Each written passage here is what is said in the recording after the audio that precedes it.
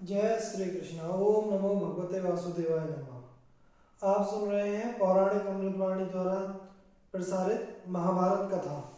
चलिए आगे की कथा शुरू करते हैं। लोमश मुनि के द्वारा पांडवों को इंद्र का संदेश मिलना, व्यास आदि का आगमन तथा पांडवों की तीर्थ यात्रा का प्रारंभ। वैशंपायन जी कहते हैं, जन्मजय युधिष्ठिर आदि सभी पांडव ब्राह्मण सेवक सब के सब लोमश मुनि की आवा भगत में जुट गए।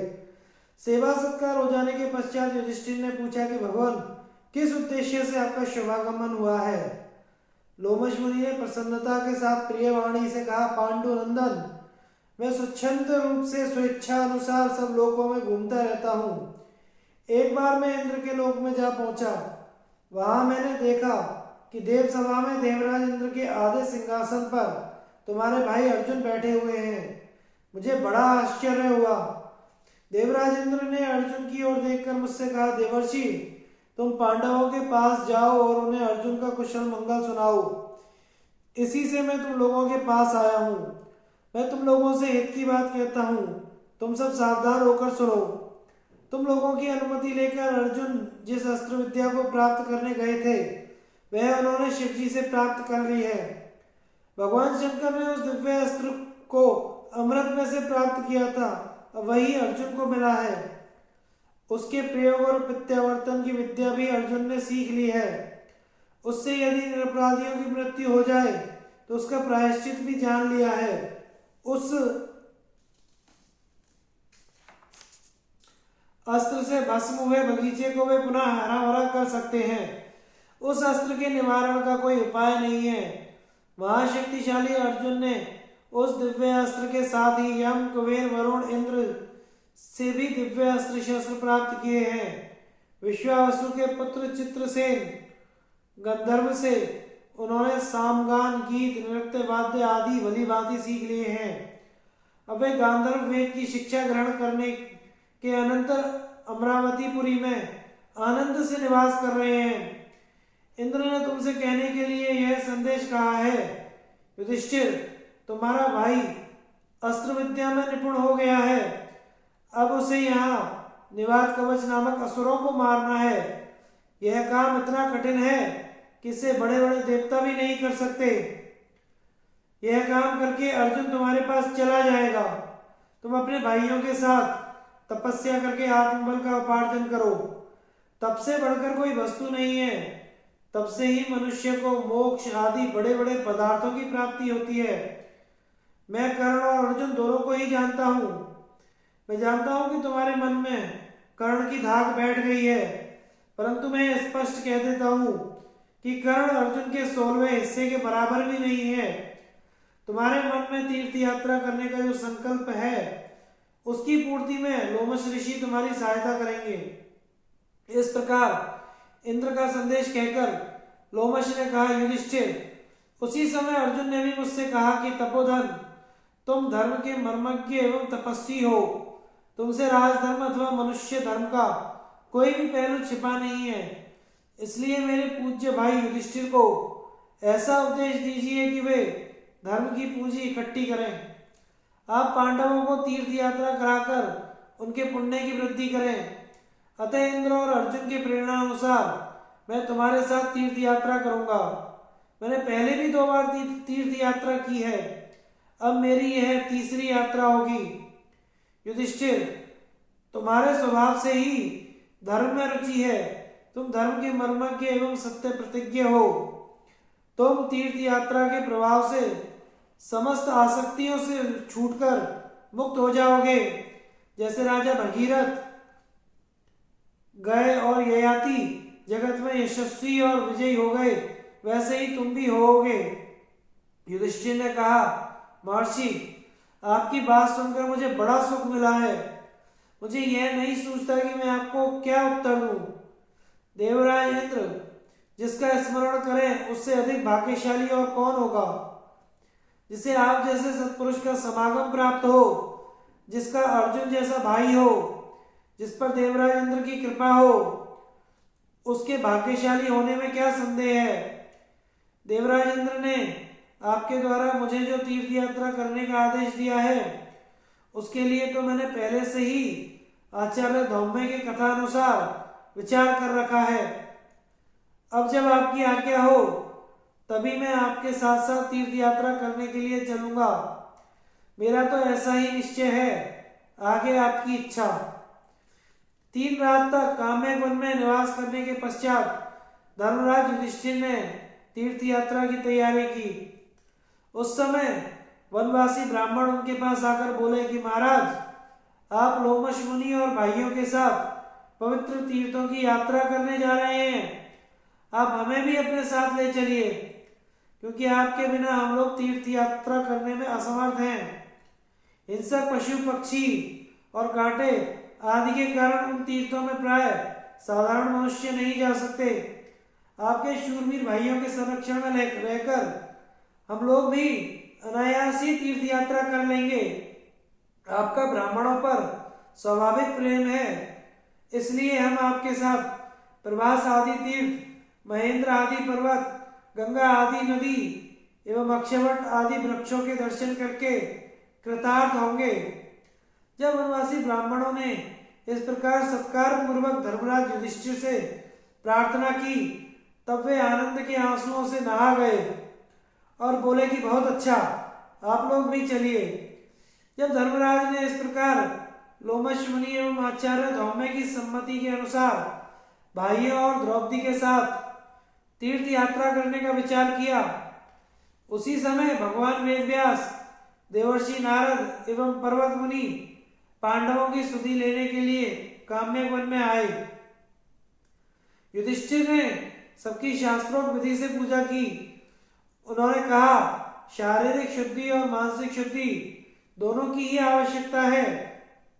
मन की शुद्धि ही पूर्ण शुद्धि है। इसलिए अब तुम लोग किसी के प्रति द्वेष बुद्धि ना रखकर सबके प्रति मित्र बुद्धि रखो। इससे तुम्हारी मानसिक शुद्धि हो जाएगी, तब तीर्थ यात्रा करो। ऋषियों की यह बात सुनकर द्रौपदी और पांडवों ने प्रतिज्ञा की कि हम ऐसा ही करेंगे। अब दिव्य एवं मानव मुनियों ने स्वस्ति वाचन किया। पांडव और द्रौपदी ने सब ऋषि मुनियों के चरण छुए। मार्गशीर्ष पूर्णिमा के अनंतर पुष्य नक्षत्र में पुरोहित धौम्य एवं वनवासी ब्राह्मणों के साथ पांडवों ने तीर्थ यात्रा प्रारंभ की। उस समय सबके हाथ में डंडे थे, शरीर पर फटे वस्त्र और मृग चर्म थे, मस्तक पर जटाएं थी, शरीर अवेद्य कवचों से ढके हुए थे, हाथ में आयुध, कमर में तलवार, कंधे पर बाण भरे तरकस रखे हुए थे तथा इंद्रसेन आदि सेवक पीछे पीछे चल रहे थे। नैमिषारण्य, प्रयाग और गया की यात्रा तथा अगस्त्य आश्रम में लोमशी द्वारा अगस्त्य और लोपामुद्रा की कथा। वैशंपायन जी कहते हैं, जन्मजे वीर पांडव अपने साथियों के साथ जहां तहां बसते हुए नैमिषारण्य क्षेत्र में पहुंचे। वहां गोमती में स्नान करके उन्होंने बहुत सा धन और गौएं दान की।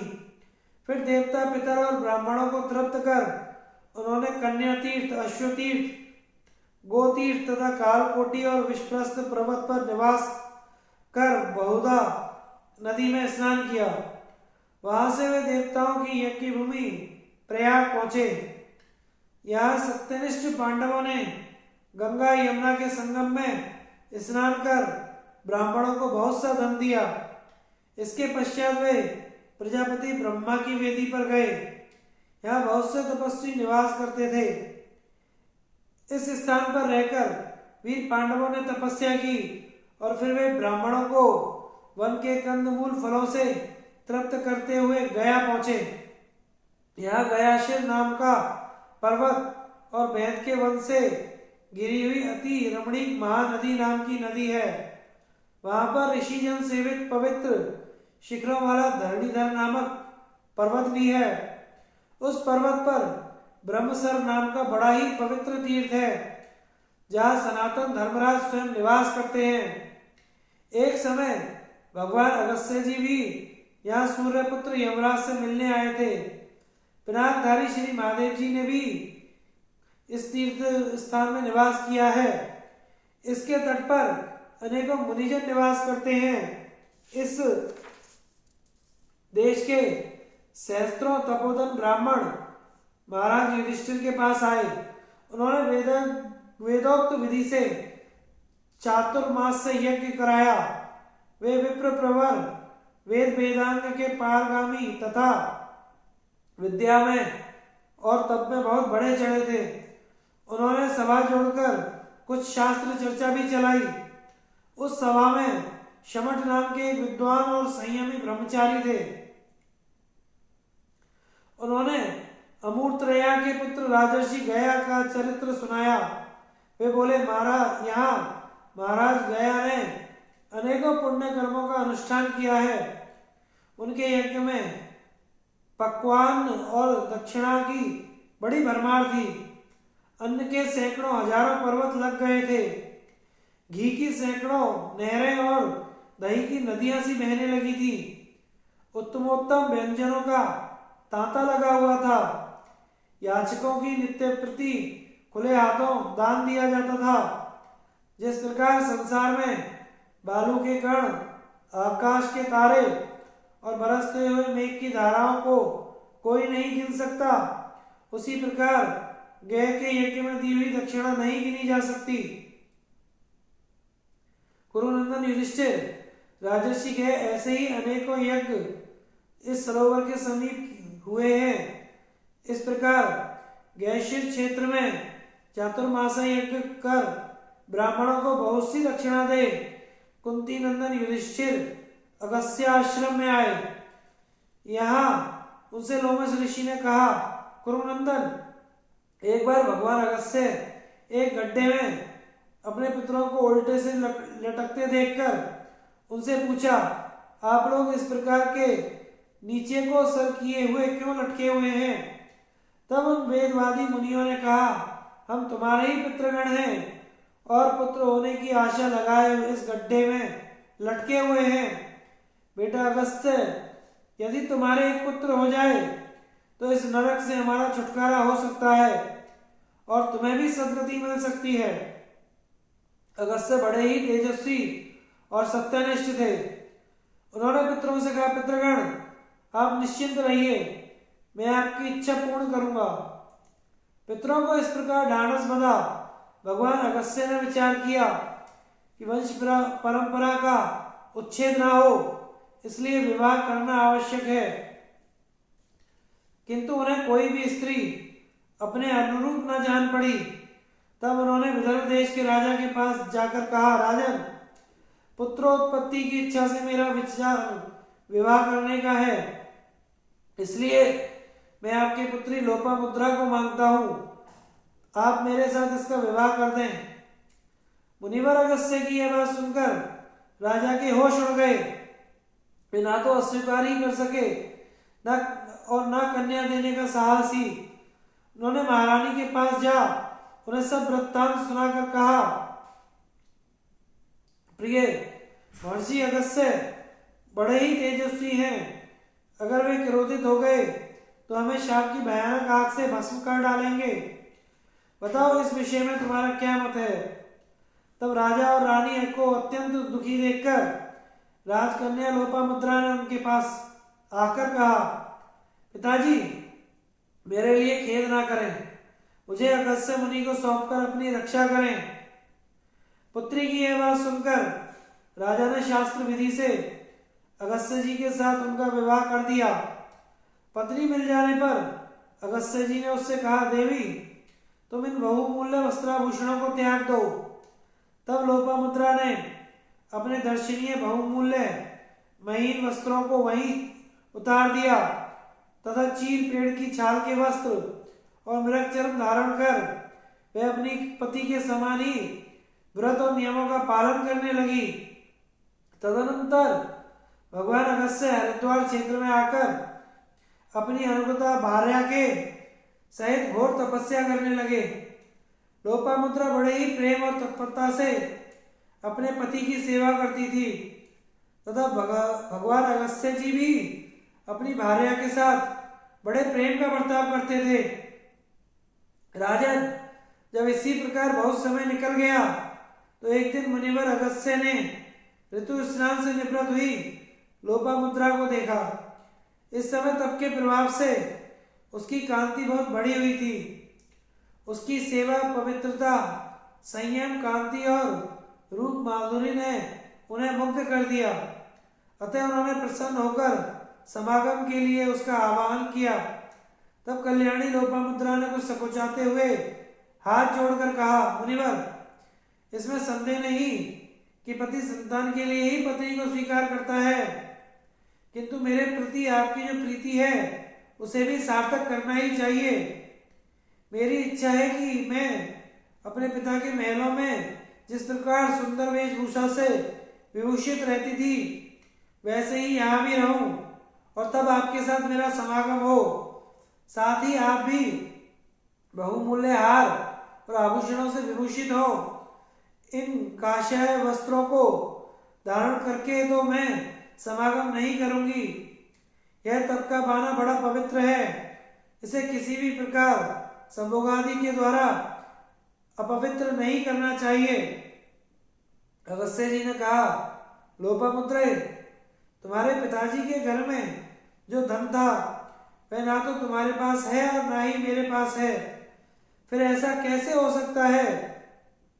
लोपामुद्रा बोली, तपोधन, इस जीवलोक में जितना धन है उस सबको आप अपने तप के प्रभाव से एक क्षण में ही प्राप्त कर सकते हैं। अगस्त्य जी बोले, प्रिय, तुम जो कहती हो तो ठीक है, किंतु ऐसा करने से तप का जो क्षय होगा। तुम कोई ऐसी बात बताओ जिससे मेरा तप क्षीण ना हो। लोपामुद्रा ने कहा, तपोधन, मैं आपके तप को नष्ट नहीं करना चाहती, इसलिए आप उसकी रक्षा करते हुए ही मेरी कामना पूर्ण करें।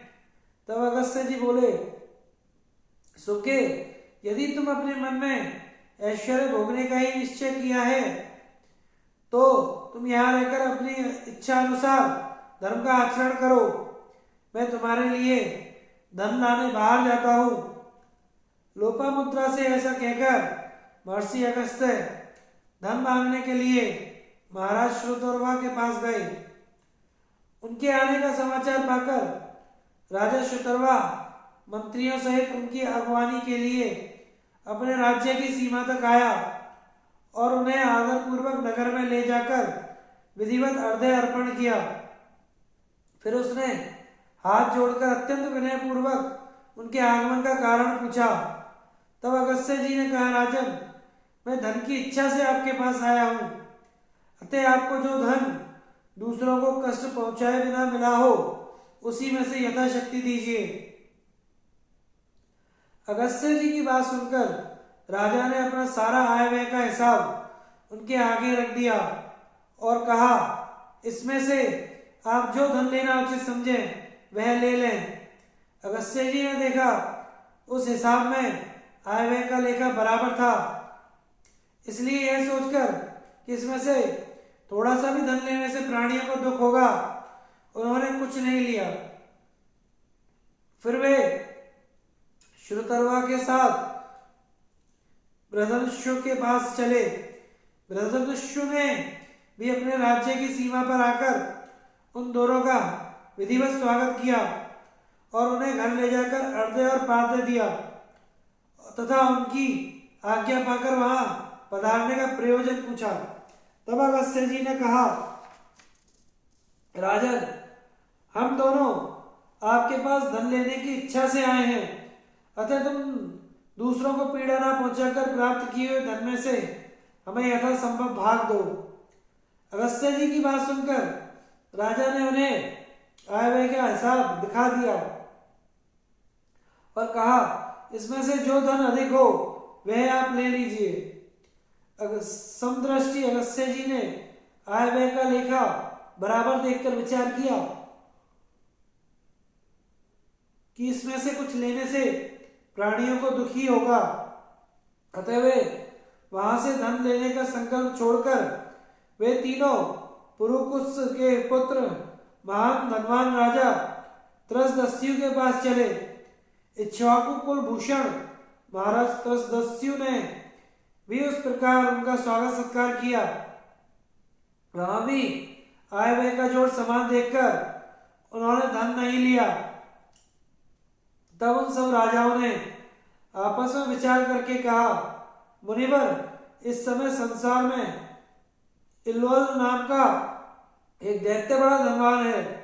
उसके सिवा हम सब लोग तो धन की इच्छा रखने वाले ही हैं।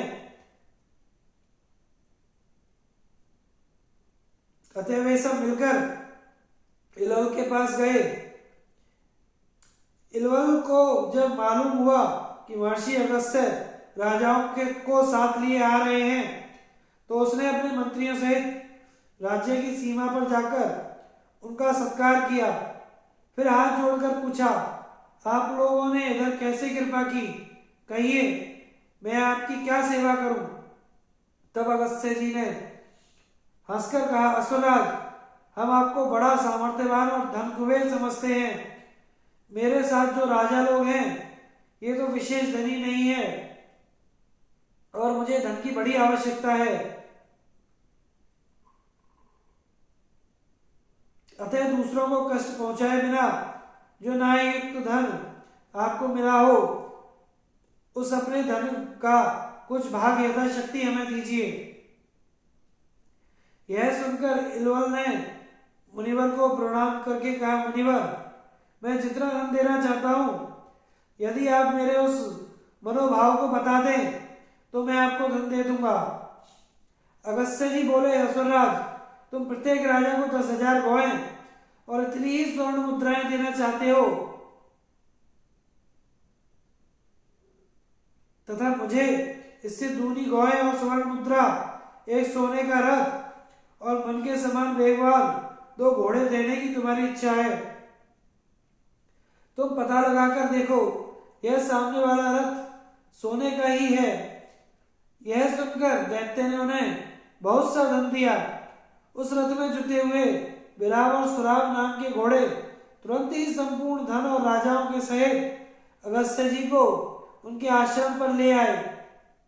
फिर अगस्त्य जी की आज्ञा पाकर राजा लोग अपने अपने देशों को चले गए और अगस्त्य जी ने लोपामुद्रा की समस्त कामनाएं पूर्ण की। तब लोपामुद्रा ने कहा, भगवान, आपने मेरी समस्त कामनाएं पूर्ण कर दी। अब आप मेरे गर्भ से एक पराक्रमी पुत्र उत्पन्न करें। अगस्त्य जी बोले, सुंदरी, मैं तुम्हारे सदाचार से बहुत प्रसन्न हूं, इसलिए तुम्हारी संतति के विषय में मेरा जैसा विचार है उसे कहता हूं, सुनो। बताओ, तुम्हारे सहस्त्र पुत्र हो या सहस्त्र पुत्रों के समान 100 पुत्र हो अथवा 100 के समान 10 पुत्र हो या सहस्त्रों को परास्त कर देने वाला केवल एक ही पुत्र हो। लोपामुद्रा ने कहा, तपोधन, मुझे तो सहस्त्रों की बराबरी करने वाला ही एक पुत्र दीजिए। बहुत से अयोग्य पुरुषों से तो एक ही योग्य विद्वान पुरुष अच्छा है। इस पर मुनिवर अगस्त्य ने बहुत अच्छा कहकर ऋतुकाल आने पर अपनी सहधर्मणी के साथ समागम किया। गर्भाधान के पश्चात वे वन में चले गए। उनके वन में चले जाने पर 7 वर्ष तक वह गर्भ पेट में ही बढ़ता रहा। जब 7वां वर्ष भी समाप्त हो गया तो लोपामुद्रा के गर्भ से दृढ़स्यु नाम का एक बड़ा ही बुद्धिमान और तेजस्वी बालक उत्पन्न हुआ। वह परम तपस्वी, सार्वभौम वेद उपनिषदों का पाठ करने वाला था। उसका जन्म होने पर अगस्त्य जी के पितरों को उनके अभीष्ट लोक प्राप्त हो गए। तभी से पृथ्वी पर यह स्थान अगस्त्य आश्रम के नाम से प्रसिद्ध हुआ। राजन, यह आश्रम अनेकों रमणीय गुणों के से संपन्न है। देखो, इसके समीप यह परम पवित्र भागीरथी प्रवाहित हो रही है। बड़े बड़े देवता और गंधर्व भी इसका सेवन करते हैं। यह भृगु तीर्थ तीनों लोकों में प्रसिद्ध है। भगवान श्री राम ने भृगुनंदन परशुराम के तेज को कुंठित कर दिया था और उसे उन्होंने इसी तीर्थ में स्नान करके पुनः प्राप्त किया था। इस समय तुम्हारा तेज भी दुर्योधन ने हर लिया है, सो तुम इस तीर्थ में स्नान करके उसे प्राप्त करो।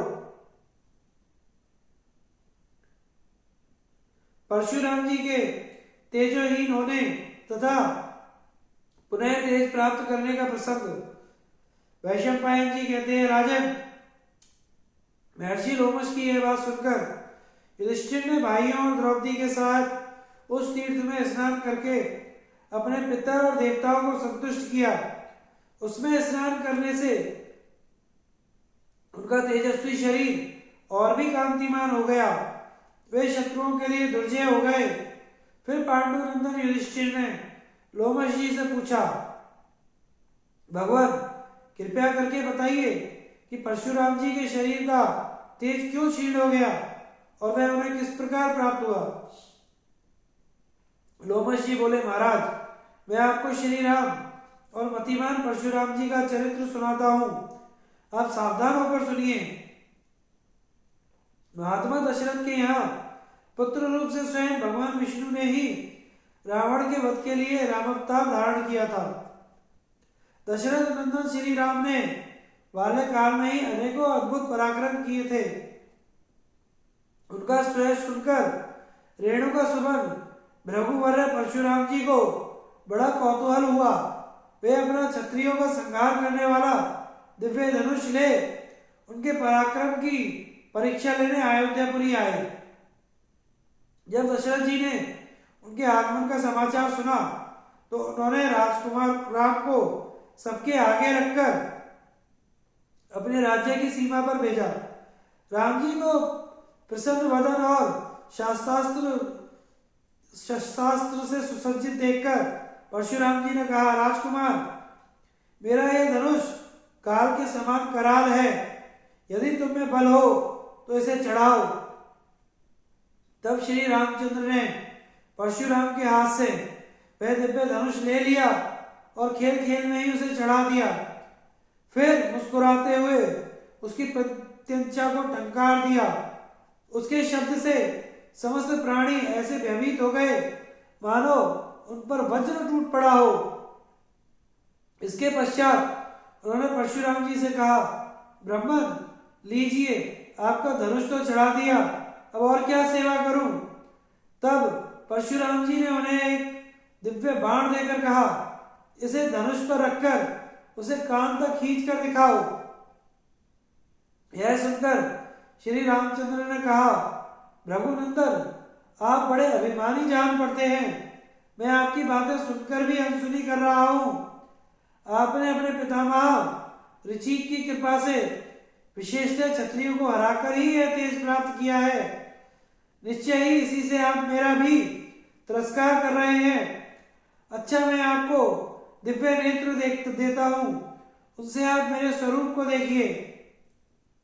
तब भृगुश्रेष्ठ परशुराम ने भगवान श्री राम के शरीर में आदित्य, वसु, रुद्र, साध्य, मरुदगण, पितर, अग्नि, नक्षत्र, ग्रह, गंधर्व, राक्षस, यक्ष, नदियां, तीर्थ, वालखिल्य आदि ब्रह्मभूत सनातन मुनिवर, देवर्षि तथा संपूर्ण समुद्र और पर्वतों को देखा।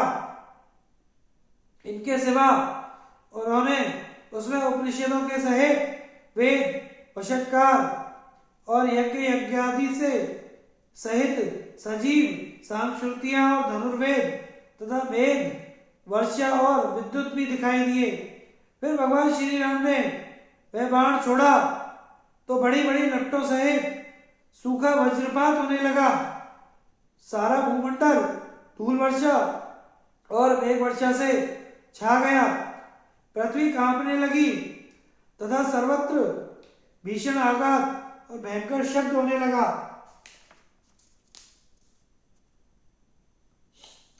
रामचंद्र जी की भुजाओं से छूटे हुए उस बाण ने परशुराम जी को भी व्याकुल कर दिया।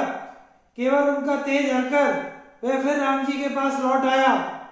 जब उन्हें कुछ तेज चेत हुआ तो उनके शरीर में मानो प्राणों का संचार हो गया और उन्होंने भगवान विष्णु के अंशरूप भगवान श्री राम को प्रणाम किया। फिर उनकी आज्ञा पाकर वे महेंद्र पर्वत पर चले गए और बड़े शांत और लज्जित होकर वहां रहने लगे। इस प्रकार एक वर्ष बीत जाने पर जब पितृगण ने देखा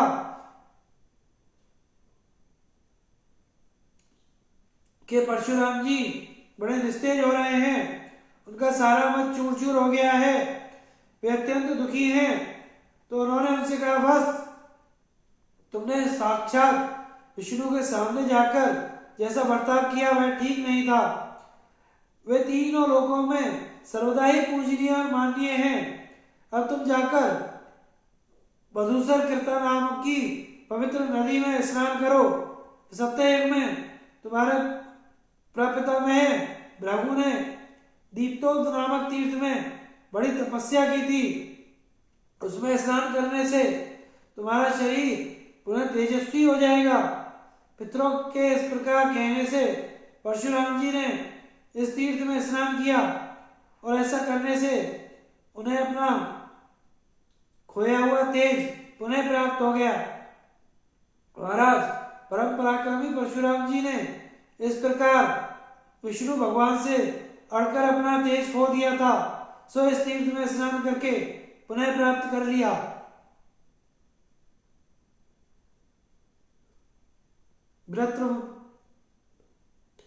वृत्रवध और अगस्त्य जी के समुद्र शोषण का वृत्तांत।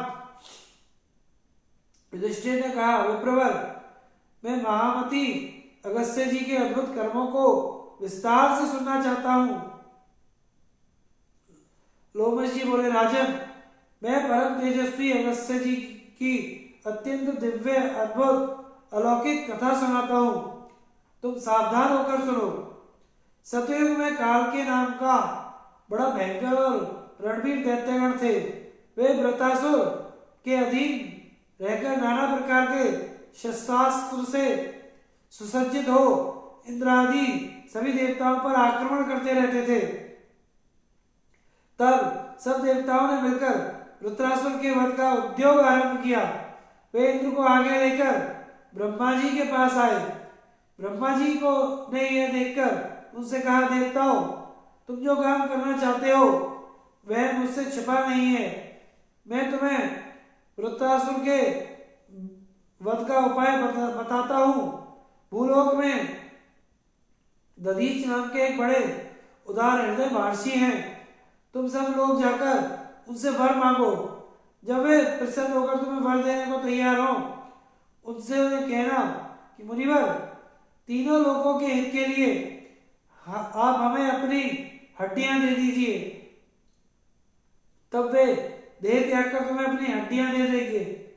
उन हड्डियों से तुम एक 6 दांतों वाला बड़ा भयंकर और सुदृढ़ वज्र बनाना। उस वज्र से इंद्र वृत्रासुर का वध कर सकेगा। मैंने तुम्हें सब बातें बता दी, अब जल्दी करो। ब्रह्मा जी के इस प्रकार कहने पर उनकी आज्ञा ले सब देवता सरस्वती के दूसरे तट पर दधीच ऋषि के आश्रम में आए। यह आश्रम अनेकों प्रकार के वृक्ष और लता आदि से सुशोभित था। वहां सूर्य के समान तेजस्वी महर्षि दधीच के दर्शन कर उनके चरणों में प्रणाम किया और ब्रह्मा जी के कथन अनुसार उनसे वर प्रदान करने के लिए प्रार्थना की। तब दधीच ऋषि ने अत्यंत प्रसन्न होकर कहा, देवगण, तुम्हारा जिसमें है तो वही मैं करूंगा। तुम्हारे लिए मैं अपने शरीर को भी न्यौछावर कर सकता हूं। फिर देवताओं ने अस्थि याचना की और इंद्रियों को वश में रखने वाले मुनिवर दधीच ने सहसा ही अपने प्राण त्याग दिए। देवताओं ने ब्रह्मा जी के आदेश अनुसार उनके निष्प्राण शरीर की हड्डियां ले ली और विश्वकर्मा के पास जाकर अपना प्रयोजन बताया। विश्वकर्मा ने उन हड्डियों से भयंकर वज्र तैयार किया और अत्यंत प्रसन्न होकर इंद्र से कहा, देवराज, इस वज्र से आप देवताओं के शत्रु उग्रकर्मा वृत्रासुर को भस्म कर डालिए। विश्वकर्मा के ऐसा कहने पर देवराज इंद्र ने वज्र लेकर बलशाली देवताओं के साथ पृथ्वी और आकाश को घेरकर खड़े हुए वृत्रासुर पर धावा बोल दिया। उस समय शिखरयुक्त पर्वतों के समान विशालकाय काल के गण अनेकों अस्त्र शस्त्र लिए वृत्रासुर की सब ओर से रक्षा कर रहे थे। देवता और ऋषियों के तेज से संपन्न इंद्र का बल बढ़ा हुआ देख वृत्रासुर ने बड़ा भीषण सिंहनाद किया।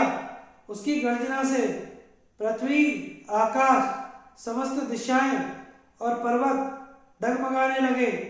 यहां तक कि उससे इंद्र भी भयभीत हो गया।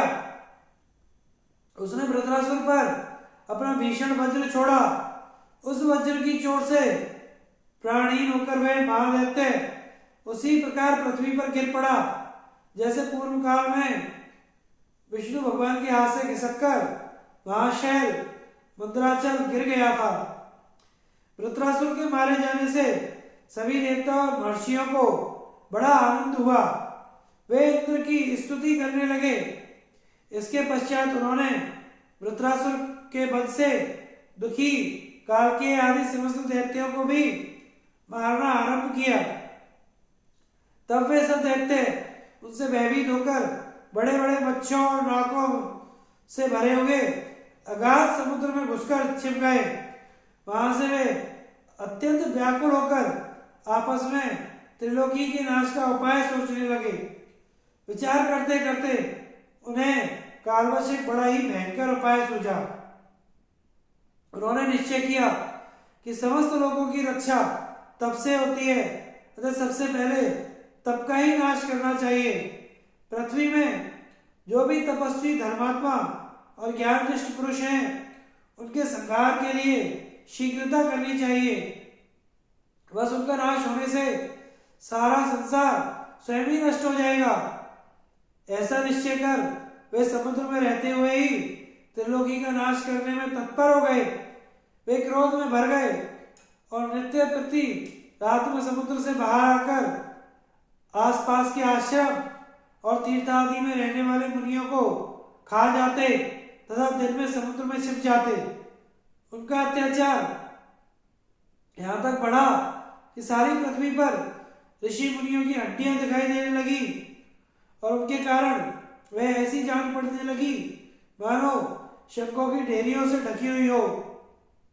राजन, इस प्रकार संसार का संहार होने लगा तथा यज्ञ आदि के समारोह नष्ट हो गए तो देवता लोग बड़े दुखी हुए। उन्होंने देवराज इंद्र के साथ मिलकर सलाह की और शरणागत वत्सल देवादिदेव श्रीमद नारायण की शरण ली। देवताओं ने बैकुंठनाथ अपराजित भगवान मधुसूदन के पास जाकर उन्हें नमस्कार किया और उनकी इस प्रकार स्तुति की।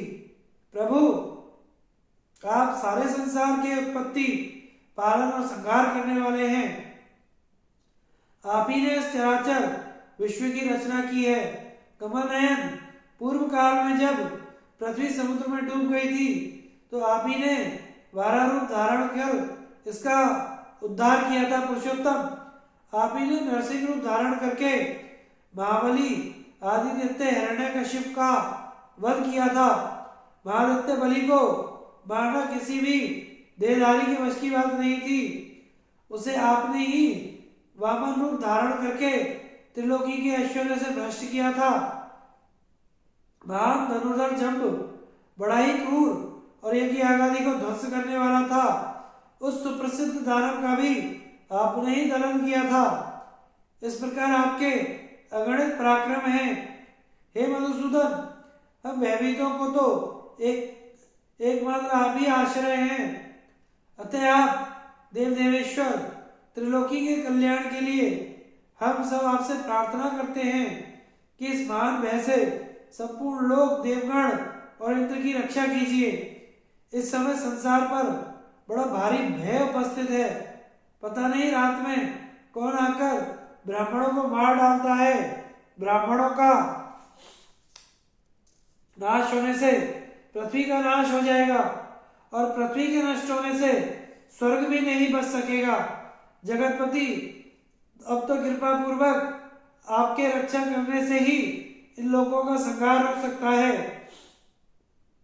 देवताओं की प्रार्थना सुनकर भगवान विष्णु ने कहा, देवगण, मैं इस प्रजाओं के क्षय का कारण पूरी तरह से जानता हूं।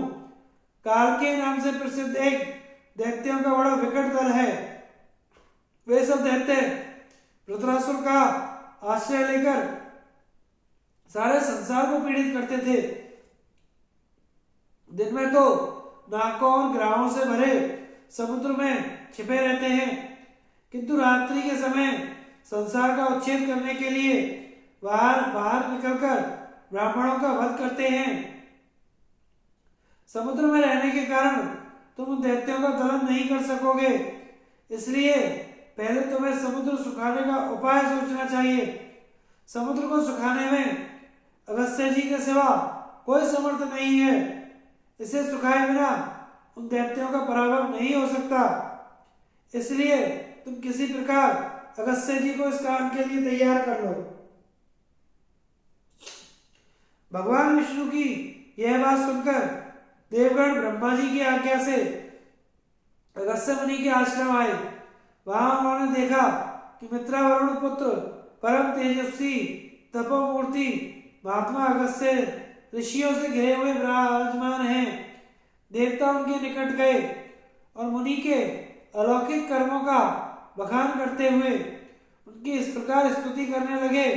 पूर्व काल में जब इंद्रपद पाकर राजा नहुष ने लोगों को संतप्त करना आरंभ किया तो आप ही ने उनका दुख दूर किया था और उस संसार के कंटक को देवलोक के ऐश्वर्य से गिराया था। पर्वतराज विंध्याचल सूर्य पर कुपित होकर एक साथ बहुत ऊंचा हो गया था। इससे संसार में अंधेरा रहने लगा और प्रजा मृत्यु से पीड़ित होने लगी। तब उस समय आपकी शरण लेने से ही उसे शांति मिली थी। भगवान, हम भी बहुत भयभीत हैं, अब आप ही हमारे आश्रय हैं। आप हम सबकी इच्छाएं पूर्ण करने वाले हैं, अतः हम भी दीन होकर आपसे वर मांगते हैं। युधिष्ठिर ने पूछा, मुनिवर, मुझे यह बात विस्तार से सुनने की इच्छा है कि विंध्याचल क्रोधित होकर अकस्मात क्यों बढ़ने लगे। लोमश जी बोले, सूर्योदय और अस्त होने में पर्वतराज सुवर्णगिरी सुमेरु की प्रदक्षिणा किया करते थे। यह देखकर विंध्याचल ने कहा, सूर्यदेव, जिस प्रकार तुम सुमेरु के पास जाकर नित्य उसकी परिक्रमा करते हो, उसी प्रकार मेरी भी किया करो। इस पर सूर्य ने कहा कि मैं अपनी इच्छा से सुमेरु की प्रदक्षिणा नहीं करता, बल्कि जिन्होंने इस जगत की रचना की है उन्होंने मेरे लिए यह मार्ग निर्दिष्ट कर दिया है। हे परंतप, सूर्य के इस प्रकार कहने पर विंध्य क्रोध में भर गया और सूर्य एवं चंद्रमा का मार्ग रोकने के विचार से अकस्मात बढ़ने लगा। तब सब देवता मिलकर पर्वतराज विंध्य के पास आए और अनेकों उपाय से उसे रोकने लगे, किंतु उसने उनकी एक भी न सुनी। फिर वे सबके सब धर्मात्माओं में श्रेष्ठ परम तपस्वी और अद्भुत पराक्रमी अगस्त्य जी के पास गए और उन्हें अपने आने का प्रयोजन सुनाया। वे कहने लगे, भगवान, क्रोध के वशीभूत हुआ यह पर्वतराज विंध्याचल सूर्य और चंद्रमा के मार्ग तथा नक्षत्रों की गति को रोक रहा है। द्विजवर, आपके सिवा कोई भी पुरुष उसको रोकने में समर्थ नहीं है, इसलिए आप उसे रोकने की कृपा करें। देवताओं की यह बात सुनकर अगस्त्य जी अपनी पत्नी सहित विंध्याचल के पास आए और उससे बोले, पर्वत प्रवर, मैं किसी कारण से दक्षिण की ओर जा रहा हूं, इसलिए मेरी इच्छा है कि तुम मुझे उधर जाने का मार्ग दो और जब तक मैं उधर से लौटूं तब तक तुम मेरी प्रतीक्षा करना, उसके बाद इच्छानुसार बढ़ते रहना। शत्रुदमन युधिष्ठिर जी विंध्याचल से यह ठहराकर अगस्त्य जी दक्षिण की ओर चले गए और वहां से आज तक नहीं लौटे। इसी से अगस्त्य जी के प्रभाव से विंध्याचल का बढ़ना रुका हुआ है। तुम्हारे पूछने से यह सारा प्रसंग मैंने तुम्हें सुना दिया। अब जिस प्रकार उनसे वर पाकर देवताओं ने कालकियों का संहार किया था वह सुनो। देवताओं की प्रार्थना सुनकर अगस्त्य जी ने कहा, आप लोग यहाँ कैसे आए हैं और मुझसे क्या वर चाहते हैं? तब देवताओं ने कहा, महात्मन, हमारी ऐसी इच्छा है कि आप महासागर को पी जाइए। ऐसा होने पर हम देवद्रोही कालकियों को उनके परिवार सहित मार डालेंगे। देवताओं की यह बात सुनकर मुनिवर अगस्त्य ने कहा, अच्छा, मैं तुम्हारी इच्छा पूर्ण करूंगा और संसार का दुख दूर कर दूंगा। तदंतर वे तप सिद्ध ऋषियों और देवताओं को साथ ले नदीनाथ समुद्र के तट पर पहुंचकर वहां एकत्रित हुए। देवता और ऋषियों से कहने लगे, मैं संसार के हित के लिए समुद्र का पान करता हूं। ऐसा कहकर उन्होंने बात की बात में समुद्र को जलहीन कर दिया। तब देवता लोग प्रबल होकर अपने दिव्य शस्त्रों से कालकियों का संहार करने लगे।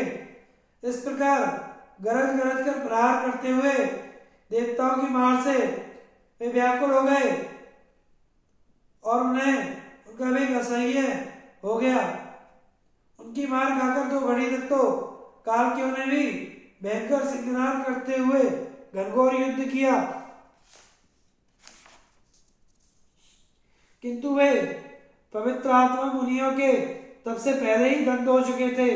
इसलिए सारी शक्ति लगाकर प्रयत्न करने पर भी वे देवताओं के हाथ से नष्ट हो गए। जो किसी प्रकार उस संहार में बचे थे वे पृथ्वी फोड़कर पाताल में चले गए। इस प्रकार दानवों का ध्वंस हो जाने पर देवताओं ने अनेकों प्रकार से स्तुति करते हुए अगस्त्य जी से प्रार्थना की कि अब आप पिए हुए जल को छोड़कर समुद्र को भर दीजिए। अगस्त्य जी बोले, वह जल तो पच गया, अब समुद्र को भरने के लिए तुम ही कोई उपाय सोचो। महर्षि की इस बात से देवताओं को बड़ा आश्चर्य हुआ। वे उदास हो गए। फिर उन्हें प्रणाम करके वे ब्रह्मा जी के पास आए और हाथ जोड़कर उनसे समुद्र भरने की प्रार्थना की। ब्रह्मा जी ने कहा, देवगण, अब तो इच्छा अनुसार अपने अपने स्थानों को जाओ। आज से बहुत समय बाद राजा भगीरथ अपने पुरखों के उद्धार का प्रयत्न करेगा। उससे समुद्र फिर से जल से भर जाएगा। ब्रह्मा जी की बात सुनकर देवता अपने अपने स्थानों को चले गए और उस समय की प्रतीक्षा करने लगे।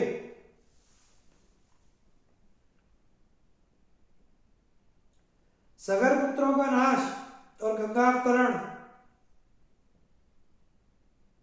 युधिष्ठिर ने पूछा, ब्राह्मण, समुद्र के भरने में भागीरथ के पूर्व पुरुष किस प्रकार कारण हुए? भगीरथ ने उसे किस प्रकार भरा? यह प्रसंग मैं विस्तार से सुनना चाहता हूं। रोमश जी बोले, राजा, इक्ष्वाकु वंश में सगर नाम के एक राजा थे। वे बड़े ही रूपवान, बलवान, प्रतापी और पराक्रमशील थे। उनकी वैदर्भी और शैब्य नाम की 2 स्त्रियां थीं। उन्हें साथ लेकर वे कैलाश पर्वत पर गए और वहां योगाभ्यास करते हुए बड़ी कठिन तपस्या करने लगे। कुछ काल तपस्या करने पर उन्हें त्रिपुरनाशक त्रिनयन भगवान शंकर के दर्शन हुए। महाराज सगर ने दोनों रानियों सहित भगवान के चरणों में प्रणाम किया और पुत्र के लिए प्रार्थना की। तब श्री महादेव जी ने प्रसन्न होकर राजा रानियों से कहा, राजन, तुमने जिस मुहूर्त में वर मांगा है उसके प्रभाव से तुम्हारी एक रानी से तो अत्यंत गर्वीले और शूरवीर 60,000 पुत्र होंगे, किंतु वे सब एक साथ ही नष्ट हो जाएंगे तथा दूसरी रानी से वंश को चलाने वाला केवल एक ही शूरवीर पुत्र होगा। ऐसा कहकर भगवान रुद्र वहीं अंतर्ध्यान हो गए और राजा सगर अत्यंत प्रसन्न हो अपनी रानियों सहित घर लौट आए। फिर कमल नैनी वैदर्भी और शैव्या ने गर्भ धारण किया। समय आने पर वैदर्भी के गर्भ से एक तुम्बी उत्पन्न हुई तथा शैव्या ने एक देव रूपी बालक को उत्पन्न किया। राजा ने उस तुम्बी को फेंकवाने का विचार किया। इसी समय गंभीर स्वर से यह आकाशवाणी हुई कि राजन, ऐसा साहस ना करो। इस प्रकार पुत्रों का परित्याग करना उचित नहीं है। इस तुम्बी के बीज को निकालकर उन्हें कुछ गर्म किए हुए घी से भरे हुए घड़ों में पृथक पृथक रख दो। इससे तुम्हें 60,000 पुत्र प्राप्त होंगे। आकाशवाणी सुनकर राजा ने वैसा ही किया। उन्होंने तुम्बी का एक एक बीज एक एक घृतपूर्ण घट में रखवा दिया और प्रत्येक घड़े की रक्षा के लिए एक एक दासी नियुक्त कर दी। बहुत काल बीतने पर भगवान शंकर की कृपा से उनमें अतुलित तेजस्वी 60,000 पुत्र उत्पन्न हुए। वे बड़े ही घोर प्रकृति और क्रूर कर्म करने वाले थे तथा आकाश में उड़कर चलते थे। संख्या में बहुत अधिक होने के कारण वे देवताओं सहित संपूर्ण लोकों का तिरस्कार किया करते थे। इस प्रकार बहुत समय निकल जाने पर राजा सगर ने अश्वमेघ यज्ञ की दीक्षा ली। उनका छोड़ा हुआ घोड़ा पृथ्वी पर विचरने लगा। राजा के पुत्र उसकी रखवाली पर नियुक्त थे। घूमता घामता वह जलहीन समुद्र के पास पहुंचा, जो इस समय बड़ा भयंकर जान पड़ता था। यद्यपि राजकुमार बड़ी सावधानी से उसकी चौकसी कर रहे थे, तो भी वह वहां पहुंचने पर अदृश्य हो गया। जब वह ढूंढने पर भी नहीं मिला तो राजपुत्रों ने समझा उसे किसी ने चुरा लिया है तथा राजा सगर के पास आकर ऐसा ही कह दिया। वे बोले, पिताजी, हमने समुद्र, द्वीप, वन, पर्वत, नदी, नद, कंदराएं सभी स्थान छान डाले, परंतु हमें ना तो घोड़ा ही मिला ना ही उसको चुराने वाला। पुत्रों की आवाज सुनकर सगर को बड़ा क्रोध हुआ। उन्होंने आज्ञा दी, जाओ फिर घोड़े की खोज करो और बिना उस यज्ञ पशु के लौट कर मत आना। पिता का ऐसा आदेश पाकर सगर पुत्र फिर सारी पृथ्वी पर घोड़े को खोजने लगे। अंत में उन शूरवीरों ने एक जगह पृथ्वी को फटी हुई देखा। उसमें उन्हें एक छिद्र भी दिखाई दिया। तब वे कुदाल तथा दूसरे हथियारों से उस छिद्र को खोदने लगे। खोदते खोदते उन्हें बहुत समय हो गया, किंतु फिर भी घोड़ा दिखाई न दिया। इससे उनका क्रोध और भी बढ़ गया। उन्होंने ईशान कोण में उस पाताल को खोद डाला। वहां उन्होंने अपने घोड़े को घूमता देखा तथा उसके पास ही उन्होंने अतुलित तेजो राशि महात्मा कपिल भी देखे। घोड़े को देखकर उन्हें हर्ष से रोमांच हो आया, किंतु कालवश भगवान कपिल पर वे क्रोध से भर गए और उनका तिरस्कार करके घोड़े को लेने के लिए आगे बढ़े। इससे महातेजस्वी कपिल जी को बड़ा क्रोध आया। उन्होंने त्योरिया चढ़ाकर सगर पुत्रों पर अपना तेज छोड़ा और उन मंदबुद्धियों को भस्म कर दिया। उन्हें भस्मीभूत हुए देख देवर्षि नारद राजा सगर के पास गए और उन्हें सारा समाचार सुना दिया। नारद जी की बात सुनकर एक मुहूर्त के लिए तो राजा उदास हो गए, किंतु फिर उन्हें महादेव जी की बात का स्मरण हो आया। तब उन्होंने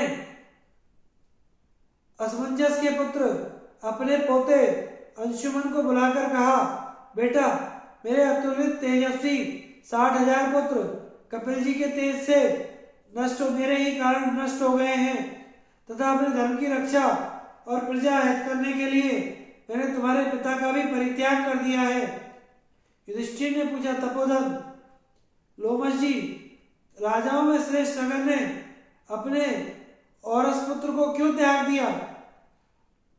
लोमश जी बोले, राजन, भारत सगर का शैब्या के गर्भ से उत्पन्न हुआ पुत्र असमंजस के नाम से विख्यात था। वह अपने प्रवासियों के दुर्बल बालकों को रोने चिल्लाने पर भी गला पकड़कर नदी में डाल देता। इससे सब प्रवासी भय और शोक से व्याकुल रहने लगे और एक दिन राजा सगर के पास आकर कहने लगे, महाराज, आप हमारी शत्रुओं के शासनाधीन जित नित्य संकटों से रक्षा करने वाले हैं, अतः इस समय असमंजस से हमें जो घोर भय उपस्थित हो गया है उससे भी हमारी रक्षा कीजिए। पूर्ववासियों की बात सुनकर महाराज सगर एक मुहूर्त तक उदास रहे और फिर मंत्रियों को बुलाकर इस प्रकार कहा, यदि आप लोग मेरा प्रिय करना चाहते हैं तो तुरंत ही एक काम कीजिए, मेरे पुत्र असमंजस को अभी इस नगर से बाहर निकाल दीजिए। राजा की आज्ञा अनुसार मंत्रियों ने तत्काल वैसा ही किया। इस प्रकार महात्मा सगर ने प्रवासियों के हित के लिए अपने पुत्र को निकाल दिया। सगर ने अंशुमान से कहा, बेटा तुम्हारे पिता को मैं नगर से निकाल चुका हूं, मेरे और सब पुत्र भस्म हो गए हैं और एक का घोड़ा भी नहीं मिला है, इसलिए मेरे चित्त में बड़ा खेद हो रहा है। तुम किसी प्रकार घोड़ा ढूंढ कर लाओ जिससे मैं यज्ञ को पूरा करके स्वर्ग प्राप्त कर सकूं। सगर की यह बात सुनकर अंशुमन को बड़ा दुख हुआ। वह उसी स्थान पर आया जहां पृथ्वी खोदी गई थी तथा उसी मार्ग से समुद्र में प्रवेश किया। वहां उसने अश्व और महात्मा कपिल को देखा। तेजोनिधि परमर्षि कपिल के दर्शन कर उसने प्रणाम किया और उनकी सेवा में वहां आने का प्रयोजन निवेदन किया। अंशुमन की बातें सुनकर महर्षि कपिल बहुत प्रसन्न हुए और उससे कहा, बस मैं तुम्हें वर देना चाहता हूं, तुम्हारी जो इच्छा हो मांग लो। अंशुमन ने पहले वर में यज्ञ अश्व मांगा और दूसरे वर से अपने पितरों को पवित्र करने की प्रार्थना की। तब महातेजस्वी मुनिवर कपिल ने कहा, हे अनग, तुम्हारा कल्याण हो, तुम जो वर मांगते हो वह मैं तुम्हें देता हूं। तुम में क्षमा, धर्म और सत्य विद्यमान है। तुमसे सगर का जीवन सफल होगा और तुम्हारे पिता भी पुत्रवान गिने जाएंगे। तुम्हारे प्रभाव से ही सगर पुत्र स्वर्ग प्राप्त करेंगे। तुम्हारा पौत्र भागीरथ सगर पुत्रों का उद्धार करने के लिए महादेव जी को प्रसन्न करके स्वर्गलोक से गंगा जी को लावेगा। यह यज्ञ अश्व तो तुम प्रसन्नता से ले जाओ। कपिल जी के इस प्रकार कहने पर अंशुमान घोड़ा लेकर राजा सगर की यज्ञशाला में आया और उसने उनके चरणों में प्रणाम किया। राजा सगर ने अंशुमान का सिर सूंघा और यह जानकर कि घोड़ा यज्ञशाला में आ गया है, उन्होंने पुत्रों के मारे जाने का शोक त्याग दिया। उन्होंने अंशुमन का बड़ा आदर किया और अपना अधूरा यज्ञ पूरा किया। इसके बाद बहुत दिनों तक राजा सगर ने अपने प्रजा की पुत्रवत पालन किया। अंत में अपने पौत्र पर राज्य का भार छोड़कर स्वयं स्वर्ग सिधारे। महात्मा अंशुमन ने भी अपने पितामह के समान ही आसमुद्र भूमंडल का पालन किया। उनके दिलीप नाम का धर्मात्मा पुत्र हुआ। उसे राज्य सौंपकर अंशुमन भी परलोकवासी हुए। दिलीप को जब अपने पितृगण के विनाश की बात मालूम हुई तो उनके हृदय में बड़ा संताप हुआ। वे उनके उद्धार का उपाय सोचने लगे और गंगा जी को लाने के लिए भी उन्होंने बहुत प्रयत्न किया, परंतु बहुत चेष्टा करने पर भी वे सफल न हो सके। उनके परम ऐश्वर्यशाली और धर्मपरायण भगीरथ नाम का पुत्र हुआ। उसने राज्य पर अभिषिक्त करके दिलीप वन में चले गए और वहां कालवश तपस्या के प्रभाव से स्वर्गवासी हो गए। महाराज राजा भगीरथ महान धनुर्धर, चक्रवर्ती और महारथी थे। उनके दर्शन मात्र से ही सब लोगों के मन और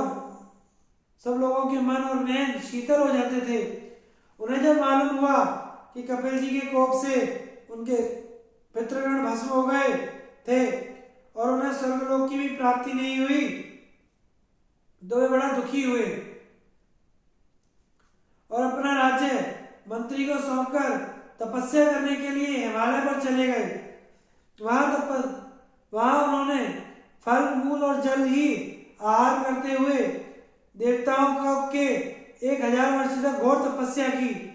1000 दिव्य वर्ष बीतने पर महानदी गंगा ने उन्हें प्रत्यक्ष दर्शन दिया और कहा, राजन, तुम मुझसे क्या चाहते हो? बताओ, मैं तुम्हें क्या दूं? तुम जो कहोगे वही करूंगी। गंगा जी के इस प्रकार कहने पर राजा ने उनसे कहा, हे वरदायिनी, मेरे पुत्रगण महाराज सगर के 60,000 पुत्र घोड़ा ढूंढने के लिए निकले थे। उन्हें भगवान कपिल ने भस्म करके यमलोक भेज दिया है। हे महानदी, जब तक आप अपने जल से उनका अभिषेक नहीं करेंगी तब तक उनकी सद्गति नहीं हो सकती। उन सगर पुत्रों के उद्धार के लिए मैं आपसे प्रार्थना करता हूँ। लोमशी कहते हैं, राजा भागीरथ की बात सुनकर विश्ववंदनीय गंगा जी ने उनसे इस प्रकार कहा, राजन, मैं तुम्हारा कथन पूरा करूंगी, इसमें तो संदेह नहीं, किंतु जिस समय मैं आकाश से पृथ्वी पर गिरूंगी उस समय मेरा वेग असह्य होगा और तीनों लोगों में ऐसा कोई नहीं जो मुझे धारण कर सके। हाँ, एक देवाधिदेव नीलकंठ भगवान शिव शंकर अवश्य ही मुझे धारण करने में समर्थ हैं। महाभाव, तुम तप करके उन्हें प्रसन्न कर लो। जब मैं पृथ्वी पर गिरूंगी तो वे ही मुझे अपने मस्तक पर धारण कर लेंगे और तुम्हारे पुत्रों के हित करने के लिए वे अवश्य ही तुम्हारी इच्छा पूरी करेंगे। यह सुनकर महाराज भगीरथ कैलाश पर गए और कुछ काल तक तीव्र तपस्या करके उन्होंने महादेव जी को प्रसन्न करके उन्होंने अपने पितरों को स्वर्ग पहुंचाने के उद्देश्य से गंगा जी को धारण करने के लिए वर प्राप्त कर लिया। भागीरथ को वर देकर भगवान शंकर हिमालय पर आए। वहां खड़े होकर उनसे कहने लगे, महाबाहो, अब तुम पर्वतराज पुत्री गंगा से प्रार्थना करो, मैं स्वर्ग से गिरने पर उसे धारण कर लूंगा। यह सुनकर महाराज भगीरथ सावधान होकर गंगा जी का ध्यान करने लगे। उनके स्मरण करते ही पवित्र सलीला गंगा जी महादेव जी को खड़े देखकर आकाश से गिरने लगी। उन्हें गिरते देखकर देवता, महर्षि, गंधर्व, नाग, यक्षलोक उन लोग के दर्शनों के लिए वहां एकत्रित हो गए। जब महादेव जी के मस्तक पर वे इस प्रकार गिरी मानो स्वच्छ मोतियों की माला हो। भगवान शंकर ने उन्हें तत्काल धारण कर लिया। तब गंगा जी ने कहा, भगीरथ, मैं तुम्हारे लिए पृथ्वी पर उतरी हूं, अतः बताओ मैं किस मार्ग से चलूं। यह सुनकर राजा उन्हें उस स्थान पर ले गए जहां उनके पूर्वजों के शरीर भस्म हुए थे। गंगा जी के जल से समुद्र तत्काल भर गया तथा राजा भगीरथ ने उन्हें अपनी पुत्री मान लिया और सफल मनोरथ होकर राजा भगीरथ ने गंगा जल से अपने पितरों को जलांजलि दी। इस प्रकार जिस तरह समुद्र को भरने के लिए गंगा जी पृथ्वी पर पधारी, वह सब वृत्तांत मैंने तुम्हें सुना दिया है।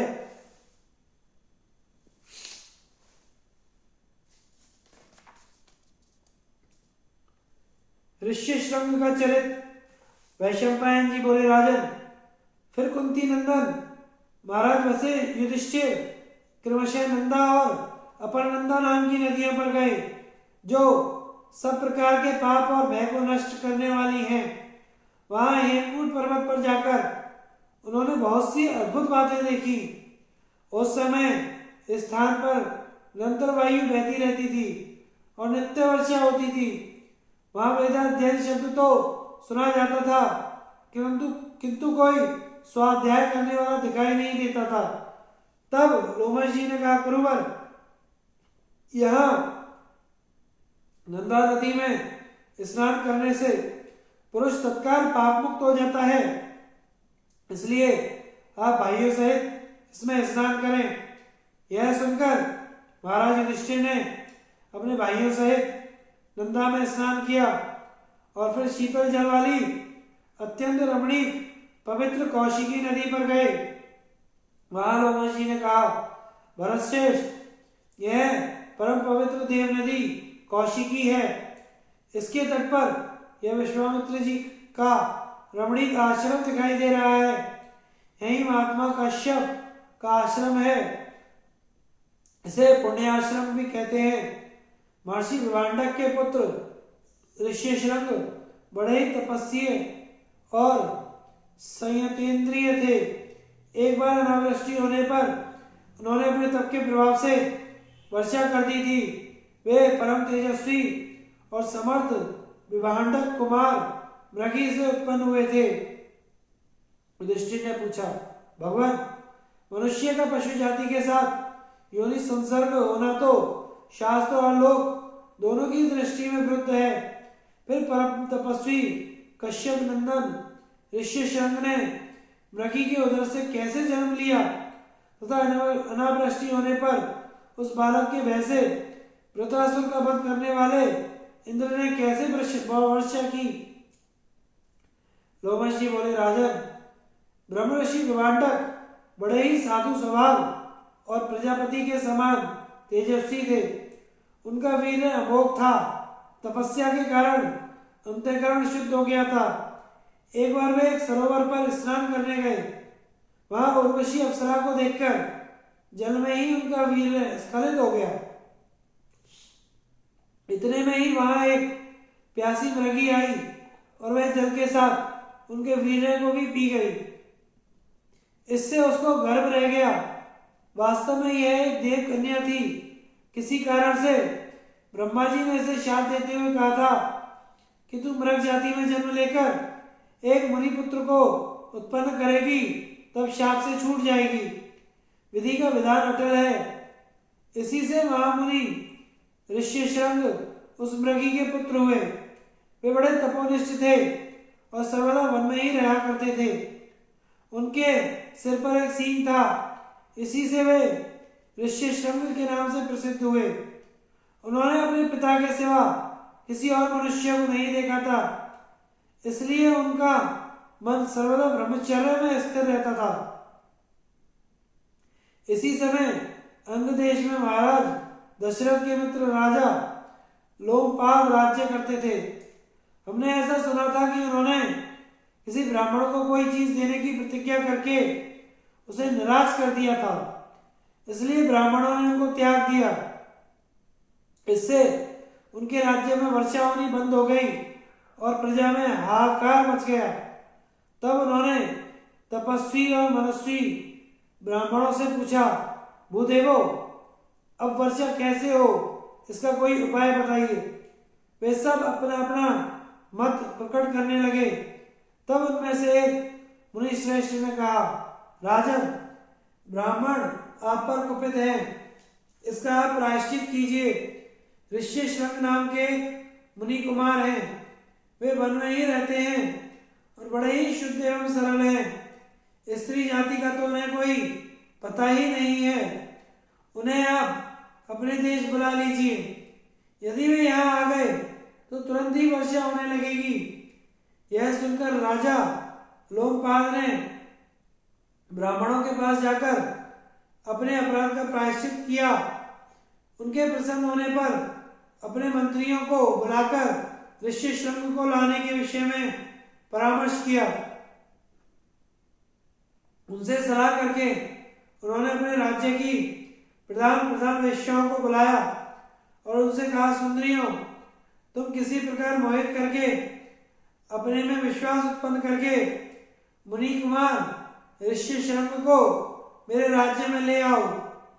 तब उनमें से एक वृद्धा वैश्य ने कहा, राजन, मैं तपोधन ऋष्यशृंग को लाने का प्रयत्न तो करूंगी, परंतु मुझे जिन जिन भोग सामग्रियों की आवश्यकता है उन सबको दिलाने की आप कृपया करें। तब राजा का आदेश पाकर उस वृद्धा ने अपनी बुद्धि के अनुसार नौका के भीतर एक आश्रम तैयार कराया। उस आश्रम को अनेक प्रकार के फल और फूलों वाले बनावटी वृक्षों से सजाया, जिन पर तरह तरह की झाड़ियां और लताएं छाई हुई थी। वह नौकाश्रम बड़ा ही रमणीय और मन को लुभाने वाला था। उसे विभांडक मुनि के आश्रम से थोड़ी दूरी पर बंधवाकर गुप्तचरों से इस बात का पता लगवाया कि मुनिवर किस समय आश्रम से बाहर चले जाते हैं। फिर विवांडर मुनि की अनुपस्थिति के समय अपनी पुत्री वेश्याओं को सब बातें समझाकर ऋष्यशृंग के पास भेजा। तब वेश्या ने आश्रम में जाकर उस तपोनिष्ठ मुनि कुमार के दर्शन किए और उनसे कहा, मुनिवर, यह सब तपस्वी आनंद में है ना? आप भी सकुशल है ना? तथा आपका वेदाध्ययन तो अच्छा चल रहा है ना? ऋष्यशृंग ने कहा, आप कांति के कारण साक्षात तेज पुंज के समान प्रकाशमान प्रतीत होते हैं। मैं आपको कोई वंदनीय महानुभाव समझता हूँ। मैं आपके पाप प्रक्षालन के लिए आपको जल दूंगा और अपने धर्म के अनुसार आपको कुछ फल भी भेंट करूंगा। देखिए, यह कृष्ण मृग चर्म से ढका हुआ कुशन का आसन है। इस पर विराज जाइए। आपका आश्रम कहाँ है? आप किस नाम से प्रसिद्ध हैं? वेश्या बोली, कश्यप नंदन, मेरा आश्रम इस पर्वत के उस ओर यहाँ से 3 योजन की दूरी पर है। मेरा ऐसा नियम है कि मैं किसी को प्रणाम नहीं करने देता, ना किसी का दिया हुआ पात्र ही स्पर्श करता हूँ। मैं आपका प्रणाम में नहीं, बल्कि आप ही मेरे बंदे हैं। ऋष्यशृंग बोले, ये बिलावे, आंवले, करुषक, इंगुदी, पिपली आदि पके हुए फल रखे हैं। इनमें से आप रुचि के अनुसार ग्रहण करें। लोमशी बोले, राजन, उस वेश्या लड़की ने उन सब फलों को त्याग कर उन्हें अपने पास से बड़े रसीले, दर्शनीय और रुचिवर्धक स्वादिष्ट पदार्थ दिए। इसके सिवा सुगंधित मालाएं, विचित्र और चमकीले वस्त्र तथा बढ़िया बढ़िया शरबत भी दिए। उन्हें पाकर ऋष्यशृंग बड़े प्रसन्न हुए और हंसने खेलने में उनकी प्रवृत्ति हो गई। इस प्रकार उनके मन में विकार का अंकुर फूटता देख वेश्या उन्हें तरह तरह से लुभाने लगी। फिर कई बार उनका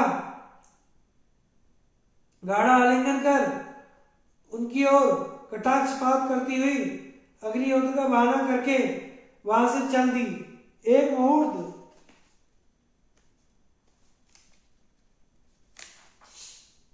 बीतने पर आश्रम में कश्यप नंदन विवांडक मुनि आए। उन्होंने देखा ऋष्यशृंग अकेले में ध्यान सा लगाए बैठे हैं।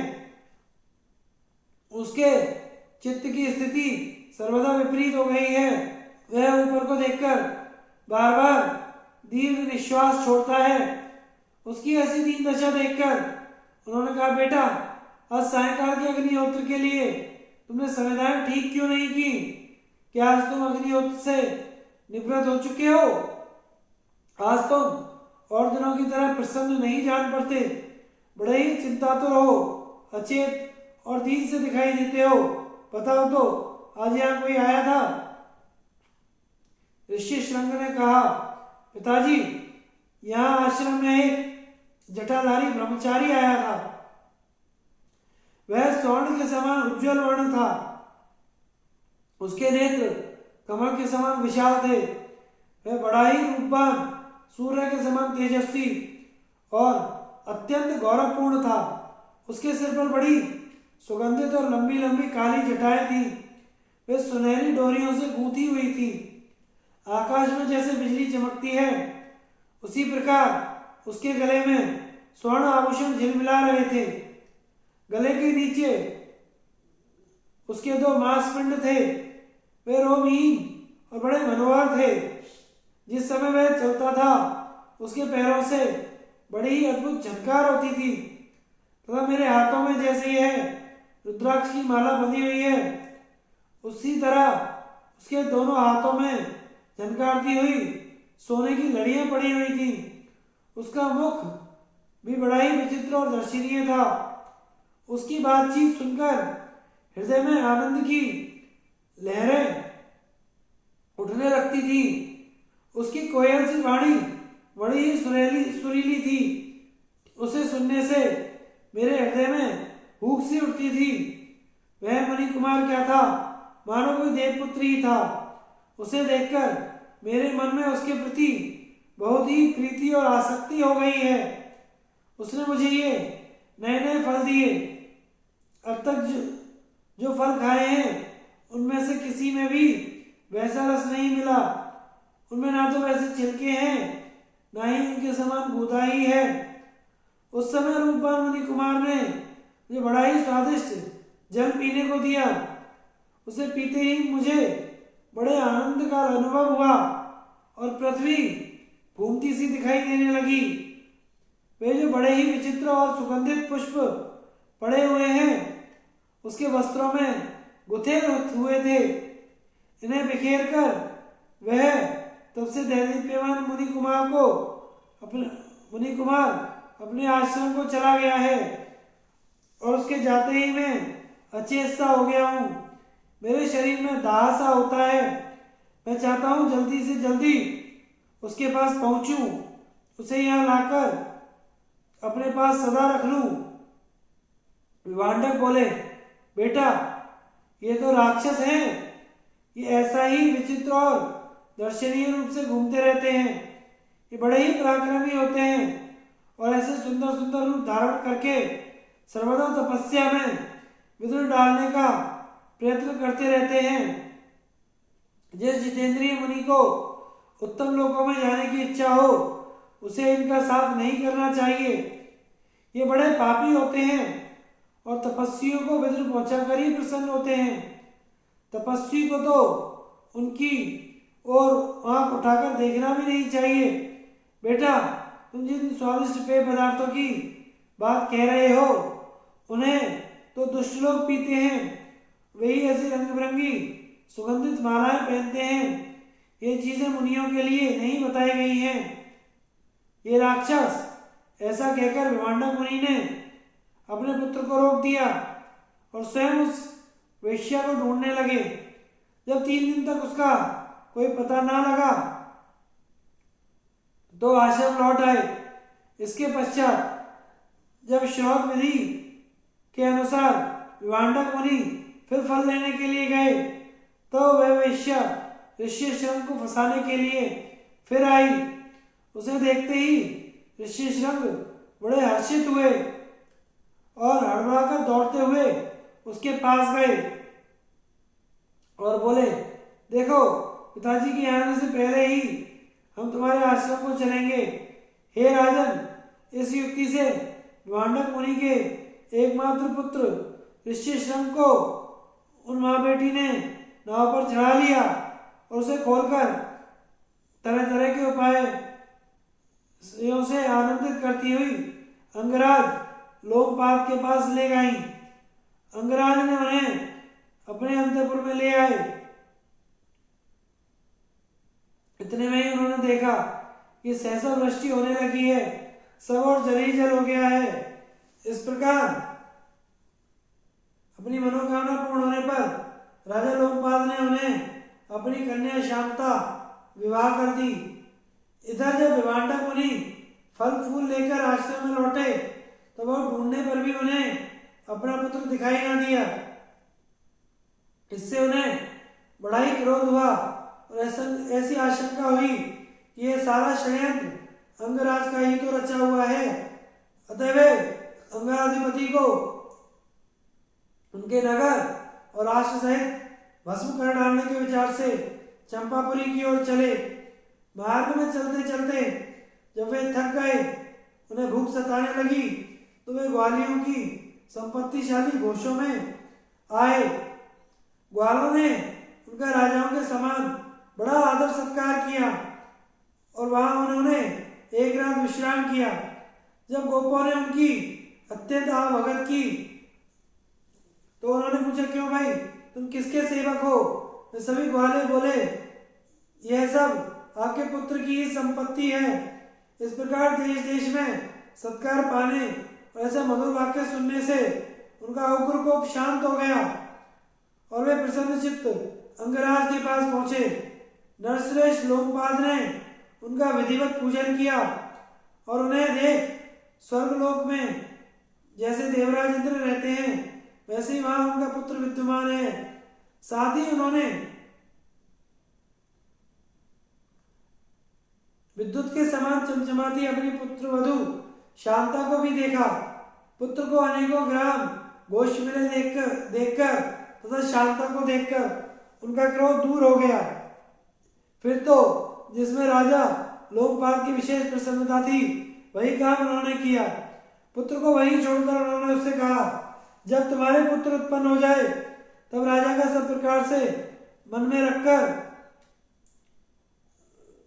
वन में चले आना। ऋषि श्रृंग भी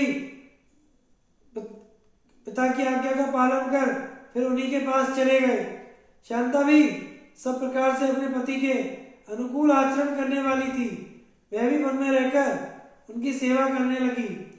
जिस प्रकार सौभाग्यवती अरुंधति वशिष्ठ की, लोपामुद्रा अगस्त्य की, दमयंती नल की सेवा करती थी, उसी प्रकार शांता ने भी अत्यंत प्रेम पूर्वक अपने वनवासी पतिदेव की सेवा की। यह पवित्र कीर्तिशाली आश्रम उन्हीं ऋषि श्रृंग का है।